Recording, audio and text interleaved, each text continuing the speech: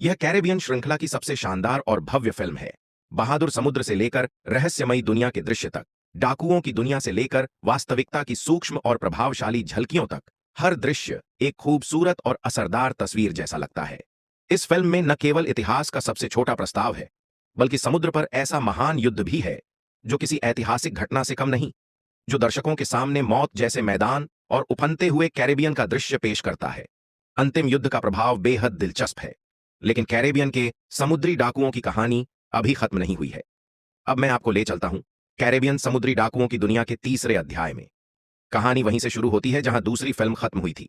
जैसे ही पर्दा खुलता है, एक समूह निर्दोष समुद्री डाकुओं को रॉयल नेवी द्वारा फांसी के तख्ते पर भेजा जा रहा है, और इसका नेतृत्व कर रहा है ईस्ट इंडिया कंपनी का अमीर अधिकारी बेकट। और इस सब की शुरुआत हुई थी पिछले कदम से। जब नॉरिंगटन ने डेविड का दिल बेकट को सौंप दिया, तो बेकट ने कैरेबियन को डाकुओं से साफ करो योजना शुरू कर दी। इसके बाद डेविड की भुतही जहाजें समंदर में बार बार दिखाई देने लगीं, जिससे समुद्री डाकुओं की स्थिति और भी खराब होती गई। दृश्य दूसरी ओर कट होता है। दुनिया के अंत में फंसे जैक स्पैरो को बचाने के लिए ब्लैक पर्ल के पूर्व कप्तान बारबोसा अपनी टीम को लेकर सिंगापुर पहुंचते हैं। सारे हथियार जमा करवाने के बाद वे सिंगापुर के समुद्री डाकू राजा शाओफेंग से मिलते हैं और उसे अपनी योजना बताते हैं। मैं इस यात्रा पर एक मुसाफिर हूं और मुझे एक जहाज और एक दल की जरूरत है।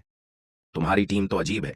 लेकिन अचानक शाओफेंग अपने लोगों को बुलाता है, क्योंकि उन्होंने अकेले आए विल को पकड़ लिया था, जो कैरेबियन का नेविगेशन नक्शा चुराने आया था। शाओफेंग यह समझ नहीं पा रहा था कि ये डाकू दुनिया की सीमा पार क्यों जाना चाहते हैं। बारबोसा को उसे बताना पड़ा कि ईस्ट इंडिया कंपनी का बेकट समुद्री संधि तोड़ चुका है, इसलिए सभी समुद्री डाकुओं की बैठक बुलानी थी ताकि ईस्ट इंडिया कंपनी का सामना किया जा सके। जैक स्पैरो 9 समुद्री डाकू राजाओं में से एक था, 9 स्पेनिश सिक्कों में से एक का धारक, और मरने से पहले वह अपना पद सौंप नहीं पाया। इसलिए बैठक सफल बनाने के लिए जैक को वापस लाना जरूरी था। लेकिन शाओफेंग का जैक के साथ कोई पुराना बदला था। वह उसे बचाना चाहता था ताकि उसे खुद नरक भेज सके।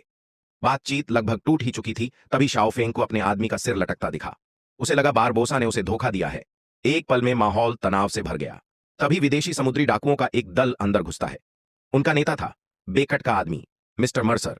तीनों तरफ की भिड़ंत से अफरा तफरी मच जाती है, और ब्लैक पर्ल, जिसने पहले से घात लगाकर तैयारी की थी, बारूद में आग लगाता है और बारबोसा तथा बाकी दल को भागने का मौका देता है। भागते समय विल ने शाओफेंग को रोक लिया। उसे पता था कि शाओफेंग खुद को बचाने के लिए ईस्ट इंडिया कंपनी के साथ जुड़ना चाहता है, इसलिए विल ने उससे गुप्त सौदे की बात की। अगर उसे जैक को लाकर देना है तो उसे शाओफेंग का नक्शा और कुछ लोग चाहिए, और बदले में ब्लैक पर्ल पूरी तरह उसके अधीन रहेगी। फायदा सबसे ज्यादा शाओफेंग का था, इसलिए उसने सौदा मान लिया। जहाज और दल सब मिलेगा। शाओफेंग कहां है? वह हमारी राह सुरक्षित करेगा और हमें शिप व्रिक को ऊपर मिलेगा।